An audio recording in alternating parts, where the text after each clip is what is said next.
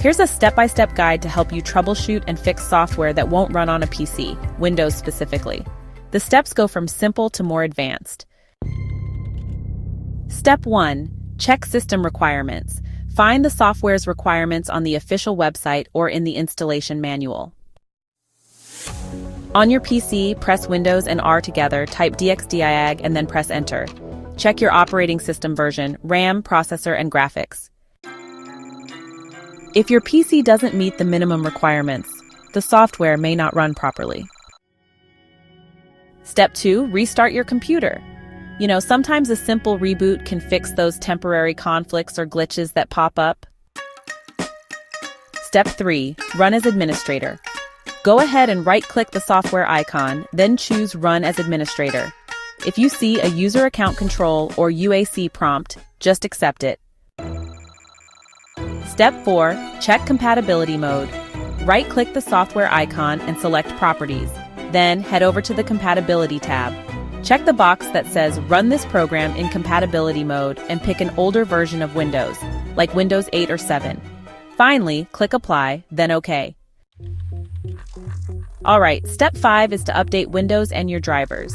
So go ahead and press the Windows key and the letter I together, then head over to Update and Security, and then click on Windows Update.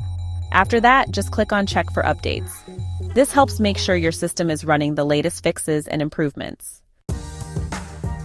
Next up, it's important to update your graphics drivers, especially if you're into gaming. If you've got an NVIDIA card, you'll want to use GeForce Experience. For AMD cards, look for AMD drivers. And for Intel graphics, you can use the Intel Driver and Support Assistant. Keeping these drivers current can fix a lot of issues for sure. Now, step 6 is to reinstall the software. First, uninstall the app by going to Control Panel, then Programs and Features, find your app, right-click it, and select Uninstall. After that, re-download the latest version from the official website and install it again. Sometimes a fresh install is all it takes to get things working right. Step 7. Check for missing dependencies. Some software, requires additional packages like .NET Framework, download .NET, Visual C++ redistributables, download here, DirectX, End User Runtime. Step 8. Temporarily disable antivirus or firewall. Disable your antivirus and/or Windows Defender temporarily. Then try launching the software. If it works, go ahead and add the software to your antivirus exception list, then re-enable protection. Step 9. Check Task Manager for conflicts. Press Ctrl, Shift, and Escape together to open Task Manager. Under Processes, make sure the app isn't already running in the background. End any background tasks that might be conflicting, like duplicate software, installers, or updaters.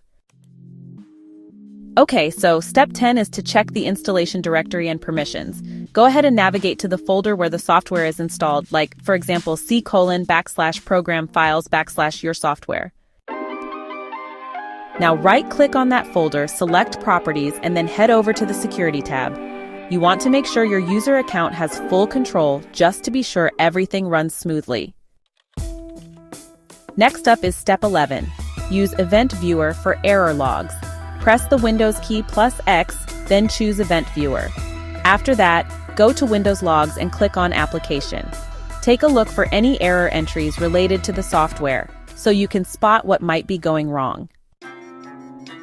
Alright, so make sure to note any error codes or module names you see, then you can Google them for solutions.